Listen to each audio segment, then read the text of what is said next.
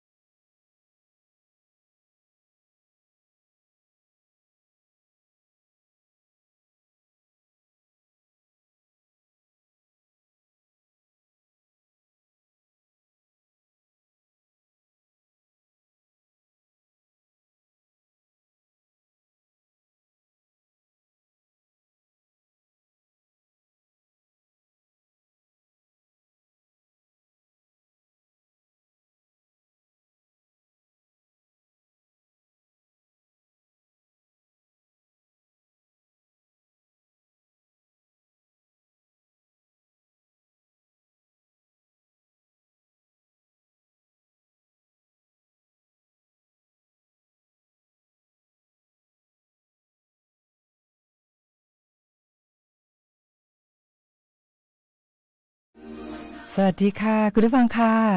ยินดีต้อนรับคุณผู้ฟังทุกท่านนะคะเข้าสู่ในช่วงเวลาของรายการวิทยุจราจรเพื่อชุมชนโดยตำรวจภูธรภาค 5ค่ะ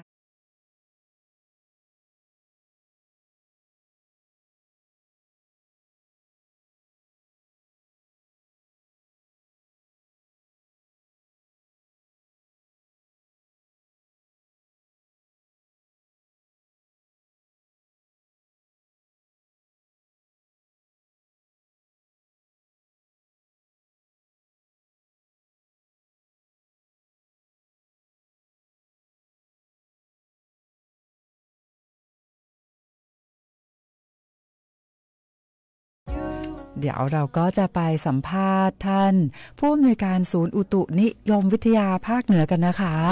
ว่าทำไมช่วงนี้นะคะ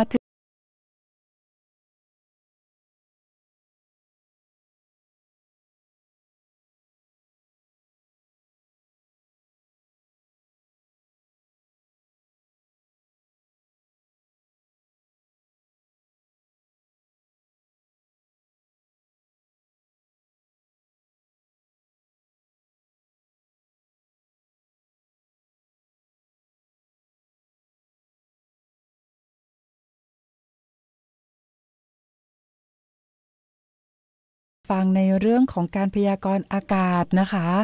จากท่านผู้อำนวยการศูนย์อุตุนิยมวิทยาภาคเหนือค่ะยินดีต้อนรับท่านดร.สุกฤตเกิดแสงสวัสดีค่ะครับสวัสดีครับค่ะท่านดร.สุกฤตคะ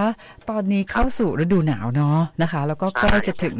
เทศกาลวันลอยกระทงแล้วด้วยแต่ว่าฝนตกนะแล้วก็ตกมาตั้งแต่ช่วงวันหยุดเสาร์อาทิตย์แล้วก็วันถึงวันนี้ด้วยนะคะอยากให้ท่านดร.สุกฤตเกิดแสงนะคะได้เล่าให้คุณผู้ฟังฟังว่าช่วงนี้นะคะเรามีสถานการณ์ในเรื่องของฝนฟ้าเป็นยังไงบ้างค่ะครับนี่ก็เป็นชุ่มฉ่ำกันอีกวันนึงนะครับก็เป็นฝนในช่วงกลางในช่วงต้นของฤดูหนาวนั่นเองนะครับช่วงนี้ก็เป็นลักษณะของที่อากาศหนาวก็ยังคงมีฝนปะปนมาบ้างนะครับแต่ว่าฝนล็อตนี้ไม่ใช่เหมือน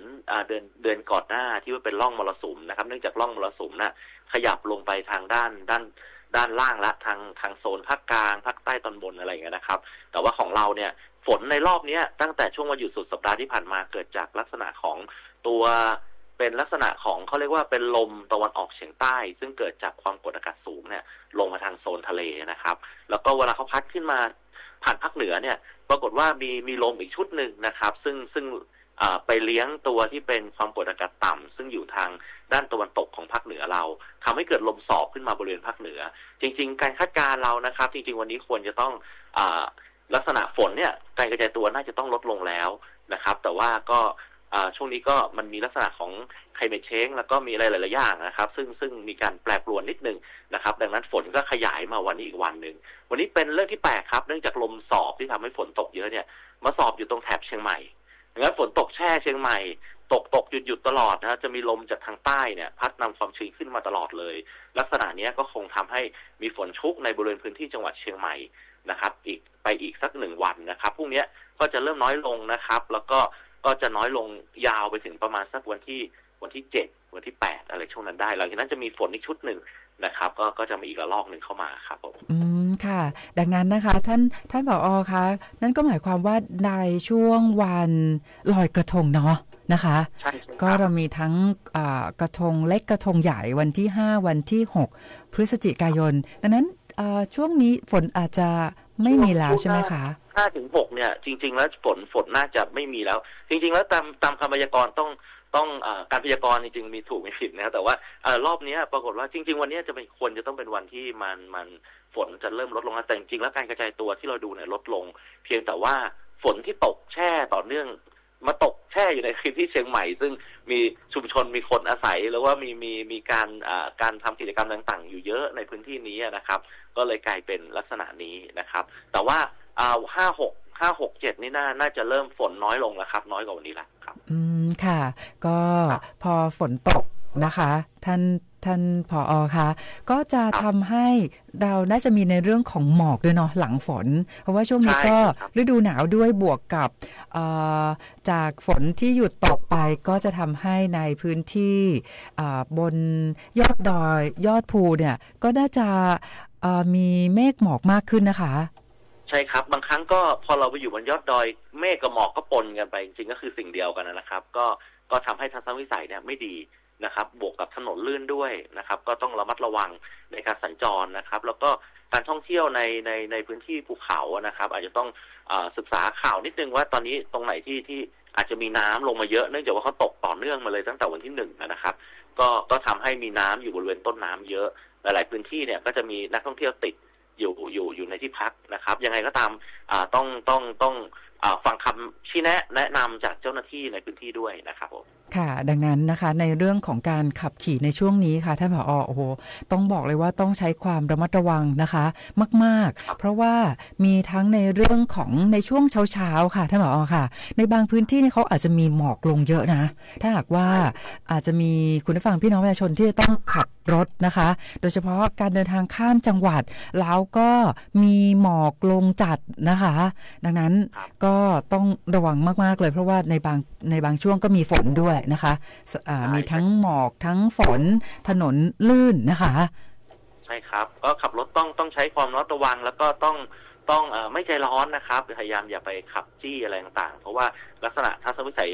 ไม่ค่อยดีแล้วก็ถนนลื่นเนี่ยก็จะทำให้การขับขี่เนี่ยการเบรกหรืออะไรต่างๆอาจจะไม่มีประสิทธิภาพเต็มร้อยเท่าไหร่นะครับค่ะพูดถึงในเรื่องของสภาพอากาศที่เปลี่ยนแปลงแบบนี้ท่านผอ.ค่ะก็ใน1วันนะคะหลายพื้นที่เนี่ยมี3ฤดูจริงๆใช่ครับค่ะอันนี้คือแบบจริงๆเลยเพราะว่ามีทั้งหนาวนะคะฝนตกแล้วก็บางครั้งเนี่ยฝนตกหนักไปแล้วนะฝนก็หยุดแล้วก็แดดแรงมาเลยก็มีนะคะแรงครับแต่ว่าวันนี้โชคดีเพราะว่าคงเจอแค่2ฤดูมีหนาวกับฝนแดดไม่แรงครับวันนี้ครับแต่ว่าหลังจากพรุ่งนี้ไปก็อาจจะแดดแรงเนื่องจากว่าช่วงหน้าหนาวเนี่ยความชื้นในอากาศมันต่ำก็จะทำให้ไม่มีเมฆมาป้องกันรังสีจากดวงอาทิตย์ที่ลงมาพื้นผิวโลกนะครับค่ะดังนั้นนะคะช่วงนี้อากาศเปลี่ยนแปลงจริงๆนะคะก็เราจะเห็นข้อความนะคะจากศูนย์อุตุนิยมวิทยาภาคเหนือที่มีแผ่นอินโฟกราฟิกนะคะประชาสัมพันธ์ในเรื่องของพยากรณ์อากาศแล้วก็มีการแจ้งเตือนให้พี่น้องประชาชนดูแลรักษาสุขภาพด้วยถูกต้องไหมคะใช่ครับแต่จริงๆแล้วเราก็ไม่ค่อยอยากให้เกิดเหตุการณ์นี้เกิดขึ้นนะครับเราก็พยายามเตือนเพราะว่าช่วงนี้ก็คงจะเป็นช่วงที่ทุกท่านจะท่องเที่ยวกันเนาะแต่ว่าเราก็ต้องให้ข้อมูลเพื่อที่จะให้สำหรับการเตรียมการท่องเที่ยวได้อย่างปลอดภัยด้วยนะครับผมค่ะท่านผอ.ศูนย์อุตุนิยมวิทยาภาคเหนือนะคะมีอะไรอยากฝากคุณผู้ฟังเพราะว่าตอนนี้ใกล้ถึงในช่วงของเทศกาลลอยกระทงแล้วด้วยเชิญได้เลยค่ะครับก็วันพรุ่งนี้นะครับฝนก็คงจะเริ่มน้อยลงนะครับต้อนรับช่วงที่จะเป็นเทศกาลลอยกระทงนะครับก็จะมีหลายๆท่านที่เป็นนักท่องเที่ยวเข้ามาในพื้นที่เชียงใหม่พื้นที่ภาคเหนือเราเพื่อมาดูวัฒนธรรมอันสวยงามของเรานะครับก็อยากให้ทุกท่านมีความสุขนะกับเทศกาลนี้นะครับแล้วก็รักษาสุขภาพนะครับใน1วันนี้อากาศเปลี่ยนไปหลายฤดูตามที่นำเรียนไปนั่นแหละครับก็อาจจะร่างกายจะปรับตัวไม่ได้นะต้องเที่ยวให้สนุกแล้วก็ต้องรักษาสุขภาพด้วยครับค่ะก็วันนี้นะคะต้องขอบพระคุณนะคะท่านดร.สุกฤตเกิดแสงนะคะท่านผู้อำนวยการศูนย์อุตุนิยมวิทยาภาคเหนือขอบคุณมากๆค่ะครับยินดีครับสวัสดีครับค่ะสวัสดีค่ะค่ะคุณผู้ฟังค่ะก็พอเราได้รับทราบข้อมูลนะคะในเรื่องของการพยากรณ์อากาศโดยตรงจากท่านผู้อำนวยการศูนย์อุตุนิยมวิทยาภาคเหนือก็ทำให้คุณผู้ฟังพี่น้องประชาชนนะคะได้มีข้อมูลในการวางแผนในเรื่องของการเดินทางไปท่องเที่ยวนะคะในการจัดกิจกรรมต่างๆโดยเฉพาะกิจกรรม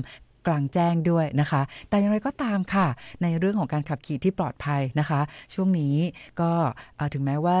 วันพรุ่งนี้จะมีฝนลดลงแต่ก็อาจจะยังมีในบางพื้นที่นะคะดังนั้นต้องใช้ความระมัดระวังในการขับรถด้วยนะคะและเดี๋ยววันนี้ค่ะคุณผู้ฟังค่ะก็อย่างที่ท่านดร.สุกฤตเกิดแสงนะคะได้บอกเล่าว่าเนี่ยเวลานักท่องเที่ยวตอนนี้เนาะก็นิยมเดินทางเข้ามาท่องเที่ยวโดยเฉพาะในพื้นที่บนเขานะคะใกล้น้ำตกแต่ว่าวันนี้ค่ะเรามีในเรื่องของการช่วยเหลือนักท่องเที่ยวนะคะในพื้นที่ของสถานีตำรวจภูธรจอมทองจังหวัดเชียงใหม่ด้วยเดี๋ยวอีกสักครู่นึงเราก็จะมีการต่อสายโทรศัพท์ไป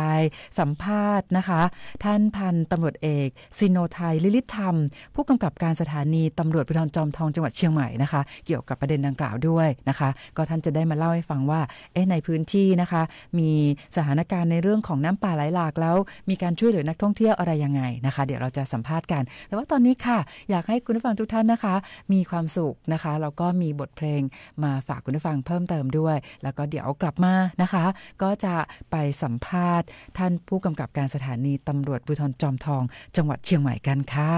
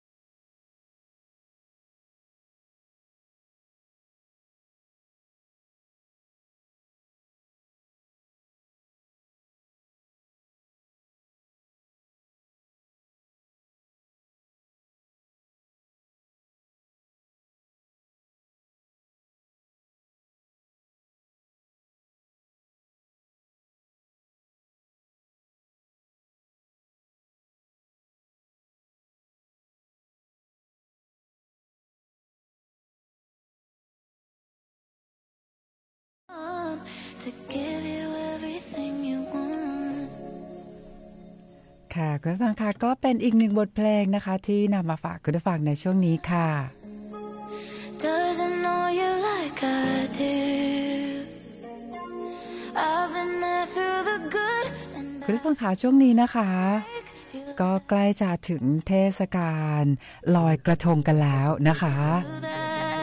ในส่วนของตำรวจภูธรภาค 5 นะคะและหน่วยงานในสังกัดนะคะก็มีการเตรียมความพร้อมในเรื่องของมาตรการรักษาความปลอดภัยในชีวิตและทรัพย์สินให้กับพี่น้องประชาชนด้วยนะคะรวมไปถึงในเรื่องของการอำนวยความสะดวกด้านการจราจรนะคะแต่ว่าตอนนี้ค่ะเดี๋ยวเราจะไปสัมภาษณ์นะคะท่านผู้กำกับการสถานีตำรวจภูธรจอมทองจังหวัดเชียงใหม่นะคะต้อนรับท่านพันตำรวจเอกซิโนไทยลิลิธรรมสวัสดีค่ะครับสวัสดีครับค่ะท่านผู้กำกับการสถานีตำรวจภูธรจอมทองจังหวัดเชียงใหม่นะคะทราบว่าวันนี้เนี่ยนะคะมีกรณีมีการช่วยเหลือผู้ประสบภัยจากน้ำป่าไหลหลากในพื้นที่ด้วยใช่ไหมคะใช่ครับค่ะอยากให้ท่านผู้กำกับเล่าให้กับคุณผู้ฟังได้รับทราบด้วยค่ะครับผมก็สืบเนื่องจากฝนตกหนักต่อเนื่องในพื้นที่นะครับอุทยานแห่งชาติออบหลวงนะครับส่งผลให้เกิดน้ำป่าหลากบริเวณน้ำตกแม่เตี้ยตำบลดอยแก้วครับกระแสน้ำเชี่ยวแรงนะครับและเพิ่มปริมาณสูงขึ้นอย่างรวดเร็วกระทันหันนะครับทำให้นักท่องเที่ยวจำนวน25คนนะครับ ติดค้างอยู่บริเวณอีกฝั่งของน้ำตกไม่สามารถข้ามกลับมาได้ครับค่ะเจ้าหน้าที่อุทยานออบหลวงพร้อมเจ้าหน้าที่ตำรวจสภ.จอมทองเจ้าหน้าที่เทศบาลตำบลไดแก้ว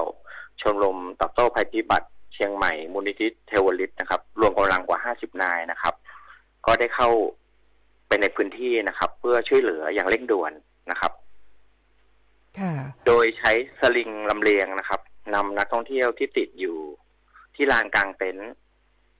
ฝั่งตรงข้ามนะครับข้าม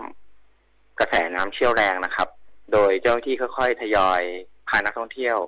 ออกมาทีละคนนะครับจนกระทั่งเวลาประมาณ 14 นาฬิกานะครับสามารถช่วยเหลือนักท่องเที่ยวได้ทั้งหมดนะครับนักท่องเที่ยวเป็นชาวไทยนะครับแล้วก็ไม่ได้รับบาดเจ็บนะครับครับขณะนี้ก็ทางเจ้าที่อุทยานออกหลวงเองก็ได้ออกประกาศนะครับว่าให้ปิดน้ำตกแม่เตี้ยนะครับเพื่อความปลอดภัยนะครับแล้วก็จะเปิดเมื่อสถานการณ์ดีขึ้นนะครับยังไม่ระบุเวลาเปิดครับอ๋อค่ะดังนั้นนะคะก็เป็นนักท่องเที่ยวชาวไทยเหรอคะผู้กำกับครับใช่ครับค่ะเป็นคนไทยทั้งหมดครับ25 คนใช่ครับสืบเนื่องจากน้ำตกแม่เตี้ยนะครับจะมีลานกลางเต็นท์ที่สามารถที่จะให้นักท่องเที่ยวไปพักค้างแรมได้นะครับก็จะมีทั้งไปกลับและค้างแรมนะครับรวมจำนวน25 คนครับค่ะก็คือนักท่องเที่ยวชาวไทยกลุ่มนี้เนี่ยเขาก็ไปตั้งเต็นท์เนาะนะคะแต่ปรากฏว่าในช่วงของวันเสาร์อาทิตย์ที่ผ่านมาด้วยมีฝนตกนะคะก็เลยทำให้มีในเรื่องของน้ำป่าไหลหลากนะคะโอ้โหอย่างนั้นก็เหมือนในหนังเลยเนาะที่ต้องใช้สลิงใช่ไหมคะใช่ครับใช้เชือกสลิงนะครับนำออกมาทีละ1 คนครับอ๋อค่ะอันนี้ก็เป็นการบูรณาการร่วมกันในหลายหน่วยงานเลยนะคะก็สุดท้ายก็นักท่องเที่ยวทั้ง25 คนก็ปลอดภัยข้ามฝั่งมาได้ค่ะก็อยากให้ท่านผู้กำกับการสถานีตำรวจภูธรจอมทองจังหวัดเชียงใหม่นะคะได้ย้ำเตือนให้กับคุณผู้ฟังพี่น้องประชาชนค่ะเพราะว่าจริงๆเราต้องบอกว่าอำเภอจอมทองจังหวัดเชียงใหม่เนี่ยมีสถานที่ท่องเที่ยวเยอะเลยนะคะครับค่ะเมื่อครู่ก็ได้ประสานกับทางอุทยานแห่งชาติอินทนนท์อีกส่วนหนึ่งนะครับก็ได้สอบถามถึงสถานการณ์ฝนตกในพื้นที่ด้านบนดอยอินทนนท์นะครับก็ได้รับข้อมูลว่าฝนตกปะปลายตลอดช่วงทั้งวันนะครับแต่แหล่งท่องเที่ยวทั้งหมดบนดอยอินทนนท์ยังเปิดปกตินะครับก็เป็นข้อห่วงใยว่าถ้านักท่องเที่ยวจะเดินทางมาก็ให้วางแผนการเดินทางนะครับแล้วก็หากสงสัยก็ให้ติดต่อตรงกับทางเจ้าหน้าที่อุทยานเพื่อความชัดเจนว่าสามารถเข้าพื้นที่ได้หรือไม่นะครับหรือถ้าเกิดว่าจะประสานกับทางสภ.จอมทองนะครับก็ได้ที่เบอร์สายด่วน191นะครับหรือเบอร์ตรงนะครับ053-341-193ครับได้ทั้ง2ช่องทางครับทางเจ้าหน้าที่ตำรวจพร้อมที่จะดูแลประชาชนครับผมโอ้โหน่ารักมากๆเลยนะคะดังนั้นในช่วงนี้เนี่ยที่มีการปิดนะคะก็คือบริเวณน้ำตกแม่เตี้ยใช่ไหมคะที่ช่วงนี้ยังคงปิดณเวลานี้ใช่ครับค่ะแต่ว่าถ้าหากว่าพี่น้องประชาชนนะคะจะไปสัมผัสอากาศหนาวเย็นเนาะที่อุทยานแห่งชาติดอยอินทนนท์อันนี้ก็ยังคงไปได้ครับผมแล้วก็ขอเสริมอีกนิดนึงว่าข้อมูลณเวลานี้นะครับ3 พฤศจิกายนเนี่ยที่จุดสูงสุดของยอดดอยอินทนนท์อุณหภูมิต่ำสุดอยู่ที่12 องศาครับแล้วก็อุณหภูมิสูงสุดอยู่ที่16 องศาครับเพื่อเป็นข้อมูลนักท่องเที่ยวค่ะก็หลายท่านบอกว่าเนี่ยอยากจะไปสัมผัสอากาศหนาวเย็นนะคะและในช่วงนี้พอเมื่อสักครู่ค่ะสัมภาษณ์ท่านดร.สุกฤตเกิดแสงนะคะท่านผู้อำนวยการศูนย์อุตุนิยมวิทยาภาคเหนือก็บอกว่าถ้าเป็นในช่วงอากาศแบบนี้เนี่ยนะคะบนยอดดอยยอดภูเนี่ยก็จะมีทั้งเมฆทั้งหมอกปนกันด้วยสวยงามมากๆเลยนะคะแล้วก็ท่านผู้กำกับจอมทองก็บอกว่าเนี่ยอุณหภูมิต่ำสุดอยู่ที่12 องศาเซลเซียสค่ะก็ทำให้หลายท่านนะคะอยากจะไปสัมผัสอากาศหนาวเย็นด้วยแล้วก็ไปชมทัศนียภาพนะคะเมฆหมอกสวยงามบนยอดดอยนะคะโดยเฉพาะดอยอินทนนท์ด้วยนะคะและในเส้นทางค่ะท่านผู้กำกับค่ะมีเส้นทางการเดินทางเส้นไหนที่อยากให้คุณผู้ฟังพี่น้องประชาชนใช้ความระมัดระวังเป็นพิเศษค่ะช่วงนี้ก็ใช้เส้นทาง108นะครับแล้วก็เข้ามาที่กม.0ขึ้นดอยอินทนนท์เราก็จะมีข้อห่วงใยในเรื่องของถนน อาจจะมีฝนตกบ้างอาจจะทำให้มีลักษณะการลื่นหรืออะไรแบบนี้ก็ให้ใช้ความระมัดระวังแล้วก็ไม่แซงทางโค้งเวลาขึ้นไปบนยอดดอยครับค่ะก็เน้นย้ำการขับขี่ที่ปลอดภัยใช้ความระมัดระวังนะคะแต่อย่างไรก็ตามนะคะสถานีตำรวจภูธรจอมทองจังหวัดเชียงใหม่ก็พร้อมให้บริการพี่น้องประชาชนตลอดเวลา24ชั่วโมงนะคะครับค่ะท่านผู้กำกับมีอะไรสุดท้ายเสริมเพิ่มเติมเชิญได้เลยค่ะก็ฝากประชาสัมพันธ์นักท่องเที่ยวนะครับว่าให้มาท่องเที่ยวที่อุทยานแห่งชาติดอยอินทนนท์กันให้มากๆนะครับเพราะว่าเป็นจุดสูงสุดของประเทศไทยครับผมโอเคเลยนะคะหลายท่านบอกว่าเนี่ยเตรียมวางแผนเลยนะเดี๋ยวเสาร์อาทิตย์นี้อาจจะไปเที่ยวที่อุทยานแห่งชาติดอยอินทนนท์นะคะแล้วก็สถานีตำรวจภูธรจอมทองจังหวัดเชียงใหม่นะคะก็ยินดีต้อนรับแล้วก็ให้บริการวันนี้ต้องขอบคุณมากๆเลยนะคะพันตำรวจเอกศิโนไทยลือธรรมค่ะผู้กำกับการสถานีตำรวจภูธรจอมทองจังหวัดเชียงใหม่ขอบคุณมากๆเลยค่ะสวัสดีครับค่ะสวัสดีค่ะค่ะคุณผู้ฟังค่ะก็ได้ฟังเรื่องราวนะคะการช่วยเหลือนักท่องเที่ยวนะคะที่ประสบภัยน้ำป่าไหลหลากนะคะที่บริเวณน้ำตกแม่เตี้ยแล้วก็ตอนนี้เนี่ยทางอุทยานเขาก็บอกว่าปิดชั่วคราวนะคะถ้าหากว่าสถานการณ์ดีขึ้นพร้อมเมื่อไหร่ก็จะเปิดให้นักท่องเที่ยวเข้าไปท่องเที่ยวนะคะคุณผู้ฟังคะพูดถึงในช่วงวันลอยกระทงนะคะเราก็มีในเรื่องของข้อกฎหมายที่จะมานำเรียนให้กับคุณผู้ฟังนะคะในเรื่องของการห้ามยิงปืนขึ้นฟ้านะคะเรื่องนี้เนี่ยเป็นเรื่องที่สำคัญมากๆเลยเพราะว่าการยิงปืนขึ้นฟ้านะคะอันตรายถึงชีวิตผิดกฎหมายแล้วก็ยังคงสร้างความเดือดร้อนให้กับผู้อื่นด้วยนะคะแล้วก็พูดถึงในเรื่องของข้อกฎหมายเนี่ยเกี่ยวกับในเรื่องของการยิงปืนขึ้นฟ้าเนี่ยโอ้โหบอกเลยว่าโทษหนักมากๆเลยนะคะเพราะว่าถ้าหากว่ามีผู้ที่ไปยิงปืนขึ้นฟ้าเนาะนะคะมีทั้งหมด3ข้อหาด้วยนะก็คือข้อหาแรกเป็นกรณีที่มีการพกพาอาวุธปืนติดตัวไปในเมืองหมู่บ้านหรือว่าทางสาธารณะโดยไม่ได้รับอนุญาตนะคะข้อหานี้เนี่ยมีโทษจำคุกไม่เกิน5ปีนะคะปรับไม่เกิน 10,000 บาทหรือทั้งจำทั้งปรับด้วยนะคะและถ้าเกิดการพกพาอาวุธปืนนะคะไปในตัวเมืองนะคะหมู่บ้านทางสาธารณะเนี่ยแล้วไปยิงปืนนะคะถือว่าเป็นการกระทำโดยประมาทด้วยและถ้าเกิดว่าการกระทำนั้นเนี่ยนะคะเป็นเหตุให้ผู้อื่นนะคะได้รับอันตรายสาหัสโอ้โหนะคะโทษนะก็คือจำคุกไม่เกิน3ปีปรับไม่เกิน 60,000 บาทหรือทั้งจำทั้งปรับด้วยแต่ถ้าเกิดว่าการกระทำนั้นเนี่ยเป็นเหตุให้ผู้อื่นถึงแก่ความตายอันนี้นะคะโทษจำคุกไม่เกิน10ปีปรับไม่เกิน 200,000 บาทหรือทั้งจำทั้งปรับด้วยดังนั้นนะคะเรามาสร้างค่านิยมใหม่นะคะในเรื่องของการที่เราจะไม่ไปยิงปืนขึ้นฟ้านะคะเพราะว่าเป็นเรื่องที่อันตรายถึงชีวิตผิดกฎหมายสร้างความเดือดร้อนให้กับผู้อื่นนะคะก็ฝากข้อกฎหมายในเรื่องนี้กันค่ะแต่ว่าตอนนี้นะคะขออนุญาตทักทายคุณผู้ฟังที่ทักทายเราก็มาผ่านเพจสวท.เชียงใหม่ PRD ค่ะคุณพัชรพรจากหางดงเชียงใหม่นะคะคุณสิรินันท์บอกว่าวันนี้เนี่ยที่แม่ทาลำพูนฝนตกทั้งวันทั้งคืนเลยโอ้นะคะแล้วก็คุณสุรินทร์จากนครศรีธรรมราชนะคะคุณสุทัศน์ก็บอกว่าที่สันป่าตองวันนี้ก็ฝนตกทั้งวันเลยค่ะคุณสิริพรนะคะจากสันป่าตองเชียงใหม่ยินดีต้อนรับคุณพี่ดวงรัตน์บอกว่าแม่โจ้ฝนตกหนักมากเลยนะคะต้อนรับคุณพงศักดิ์จากสุราษฎร์ธานีด้วยนะคะก็ขอบคุณคุณผู้ฟังนะคะที่ให้เกียรติทักทายแล้วก็มาผ่านเพจสวท.เชียงใหม่ PRD แล้วก็ส่งข้อมูลนะคะในเรื่องของสภาพอากาศมาฝากคุณผู้ฟังด้วยนะคะแล้วก็ตอนนี้ค่ะคุณผู้ฟังค่ะเดี๋ยวอีกสักครู่หนึ่งนะเราก็จะไปสัมภาษณ์ท่านสารวัตรจราจรจากกลุ่มงานจราจรตำรวจภูธรจังหวัดเชียงใหม่ด้วยว่าวันนี้วันจันทร์นะคะแต่เรามาพร้อมกับสายฝนตกนะคะตกหนักสลับตกหยุดเนาะนะคะแต่ในเรื่องของสภาพการจราจรแบบนี้เป็นยังไงบ้างนะคะเดี๋ยวหลังจากจบเพลงนี้แล้วนะคะเราก็จะไปสัมภาษณ์ท่านสารวัตรจราจรจากกลุ่มงานจราจรตำรวจภูธรจังหวัดเชียง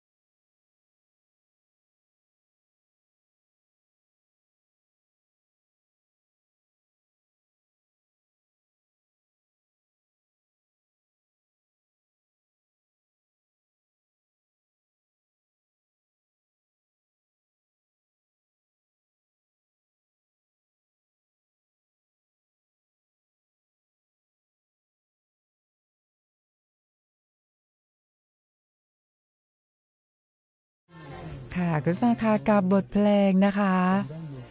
ที่ชื่อว่า You Are the Inspiration นะคะก็เป็นอีกหนึ่งเพลงที่เป็นกำลังใจให้กับคุณผู้ฟังทุกท่านค่ะคุณผู้ฟังคะวันนี้นะคะพูด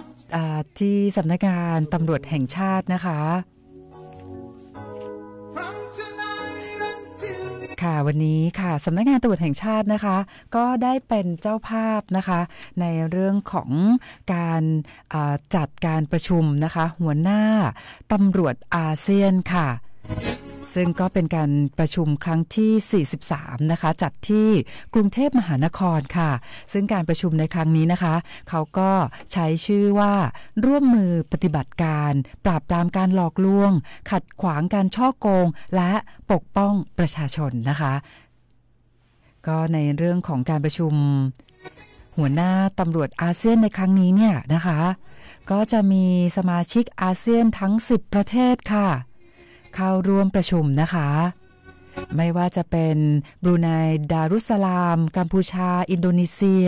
สาธารณรัฐประชาธิปไตยประชาชนลาวมาเลเซียเมียนมาฟิลิปปินส์สิงคโปร์ไทยและเวียดนามนะคะ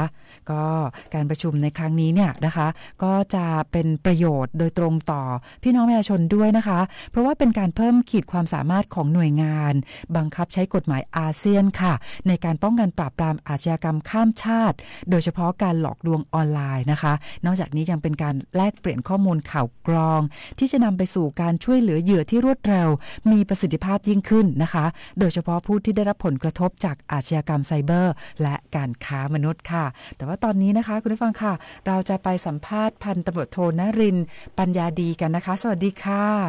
ครับสวัสดีครับ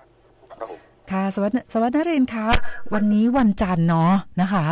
แล้วก็วันนี้เป็นวันจันทร์ที่พิเศษเพราะว่ามีฝนตกนะคะเป็นยังไงบ้างคะในเรื่องของสภาพการจราจรค่ะการจราจรในช่วงนี้ก็คือยังสามารถเคลื่อนตัวได้อยู่เรื่อยๆอยู่ครับผมค่ะแล้วก็ปริมาณรถนะคะเป็นยังไงบ้างคะคือถ้าเป็นเรื่องปกติครับพอฝนตกปุ๊บการใช้รถยนต์ก็จะเพิ่มขึ้นอีกครับผมมากกว่าเพราะว่าโดยหลักถ้าเวลาฝนตกส่วนมากคนเขาก็จะใช้รถจักรยานยนต์เป็นส่วนใหญ่นะครับแต่พอมีฝนตกปั๊บมันก็จะมีการใช้รถยนต์เพิ่มขึ้นครับผมค่ะก็เพราะว่าตั้งแต่วันเสาร์อาทิตย์แล้วเนาะที่มีฝนตกนะคะพอในช่วงเช้าวันนี้เนี่ยก็ฝนตกเหมือนกันนะคะก็อาจจะทำให้คุณพ่อคุณแม่ผู้ปกครองเนี่ยเดิมทีใช้รถจักรยานยนต์นะคะแต่ว่าวันนี้เห็นว่าฝนตกนะคะก็เปลี่ยนเป็นใช้รถยนต์นี้ก็เลยทำให้อาจจะมีปริมาณรถเพิ่มมากขึ้นนะคะแต่อย่างไรก็ตามในส่วนของเจ้าหน้าที่ตำรวจจราจรนะคะก็อำนวยความสะดวกด้านการจราจรโดยเฉพาะบริเวณสถานศึกษาทุกแห่งนะคะเป็นยังไงบ้างนะคะ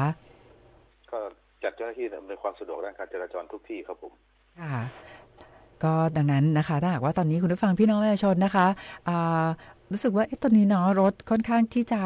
ขยับได้ช้านิดนึงนะคะก็ต้องนำเรียนว่าทางเจ้าหน้าที่ตำรวจนะคะจราจรเนี่ยก็เตรียมที่จะอำนวยความสะดวกแล้วก็ระบายรถนะคะในทุกเส้นทางนะคะวันนี้มีรายงานในเรื่องของการเกิดอุบัติเหตุบ้างไหมคะยังไม่มีการแจ้งเกิดอุบัติเหตุครับผมค่ะแล้วก็ผู้ที่ฝ่าฝืนในเรื่องของกฎจราจรวันนี้มีเยอะไหมคะวันนี้ยังไม่ค่อยมีเท่าไหร่ครับเพราะว่ามีปริมาณฝนตกในพื้นที่ครับผมค่ะดังนั้นก็เน้นย้ำให้คุณผู้ฟังพี่น้องประชาชนใช้ความระมัดระวังนะคะเพราะว่าฝนตกเนี่ยก็อาจจะมีในเรื่องของน้ำท่วมขังในบางพื้นที่นะคะสวัสดิ์นรินทร์ค่ะใช่ครับผมค่ะก็ต้องขอบคุณนะคะพันตำรวจโทนรินทร์ปัญญาดีนะคะขอบคุณมากๆค่ะครับผมค่ะสวัสดีค่ะค่ะคุณผู้ฟังค่ะก็ในช่วงที่มีฝนตกแบบนี้นะคะก็จะมีในเรื่องของอาจจะมีน้ำท่วมขังบนพื้นผิวถนนเนาะนะคะดังนั้นก็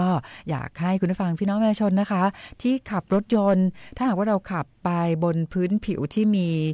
น้ำนะคะก็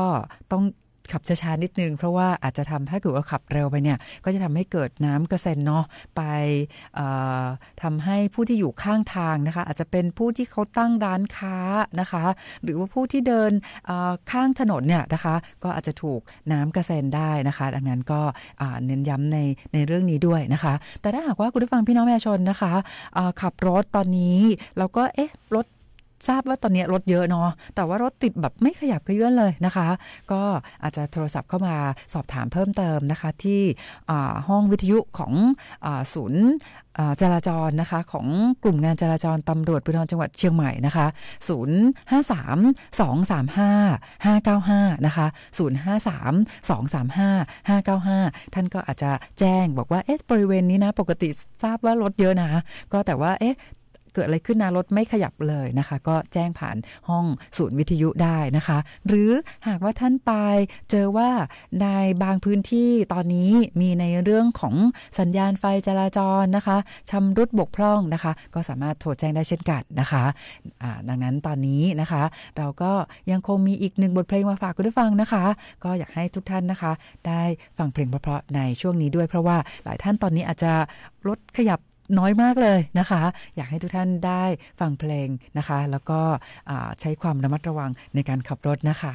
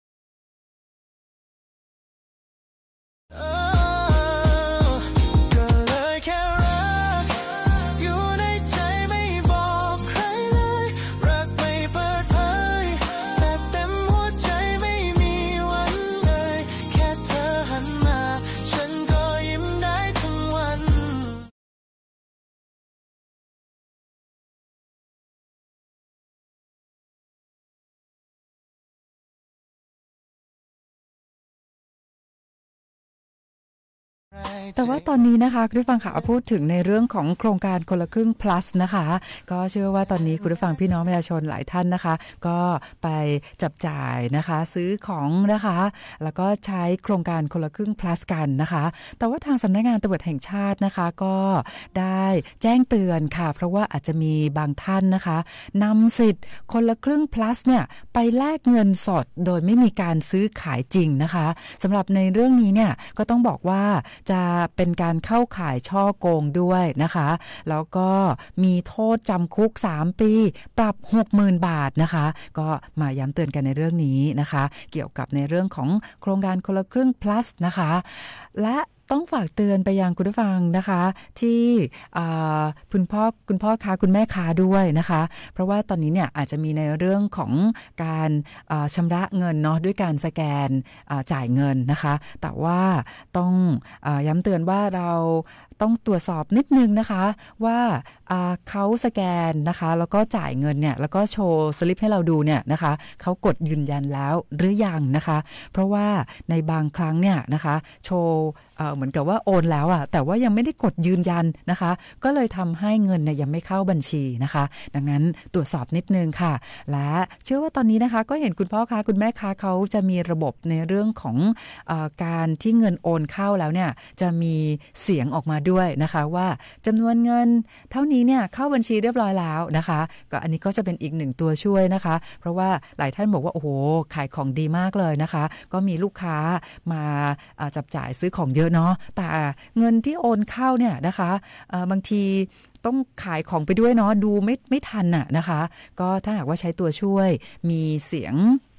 พูดออกมาเนาะในระบบนะคะว่าเงินโอนเข้าแล้วจำนวนเท่าไหร่นะคะแบบนี้ก็จะทำให้เราทราบว่าเงินเข้าบัญชีแล้วนะคะอันนี้ก็จะเป็นอีกส่วนหนึ่งนะคะแล้วก็ย้ำเตือนในเรื่องของโครงการคนละครึ่ง plus นะคะย้ำว่าห้ามนำสิทธิ์ไปแลกเงินสดนะคะแล้วก็ในเรื่องนี้เนี่ยถ้าหากว่ามีผู้สมรู้ร่วมคิดนะคะใช้สิทธิ์โดยไม่มีการซื้อขายสินค้าจริงเนี่ยก็ถือว่าเป็นความผิดตามกฎหมายด้วยนะคะก็ย้ำเตือนกันในเรื่องนี้ค่ะคุณผู้ฟังคะแล้วก็ในช่วงท้ายนี้นะคะฝากคุณผู้ฟังในเรื่องของกลโกงของแก๊งมิจฉาชีพนะคะต้องบอกว่ามิจฉาชีพเนี่ยยังคงหาทุกวิธีทางนะคะที่จะหลอกลวงพี่น้องประชาชนนะคะและก็ยังคงมีผู้ที่ถูกหลอกลวงนะคะโดยเฉพาะการแอบอ้างนะคะจากมิจฉาชีพว่าเป็นเจ้าหน้าที่การไฟฟ้าส่วนภูมิภาคนะคะโดยเฉพาะในช่วงที่ผ่านมาเนี่ยแอบอ้างว่าเป็นเจ้าหน้าที่การไฟฟ้าของอำเภอสันทรายนะคะถ้าหากว่าคุณผู้ฟังพี่น้องประชาชนได้รับสายนะบอกว่าเป็นเจ้าหน้าที่การไฟฟ้านะคะตัดสายทิ้งไปเลยนะคะจริงๆเราต้องบอกว่าเจ้าหน้าที่ของรัฐทุกหน่วยด้วยนะคะเราก็บอกว่าเดี๋ยวเราจะติดต่อไปที่หน่วยงานนั้นเองนะคะแต่ไม่ต้องไปพูดคุยต่อในเรื่องของการแอดไลน์ต่างๆนะคะโดยเฉพาะเจ้าหน้าที่การไฟฟ้าโดยเฉพาะแอบอ้างว่าเป็นส่วนภูมิภาคอำเภอสันทรายนะคะตัดสายทิ้งไปเลยนะคะวันนี้หมดเวลาของรายการแล้วค่ะคุณผู้ฟังค่ะเดี๋ยววันพรุ่งนี้นะคะเราก็จะมีกิจกรรมให้คุณผู้ฟังได้มีส่วนร่วมในรายการด้วยสำหรับวันนี้หมดเวลาแล้วนะคะขอบคุณสำหรับการติดตามรับฟังนะคะขอให้ทุกท่านเดินทางด้วยความปลอดภัยค่ะขอบคุณและสวัสดีค่ะ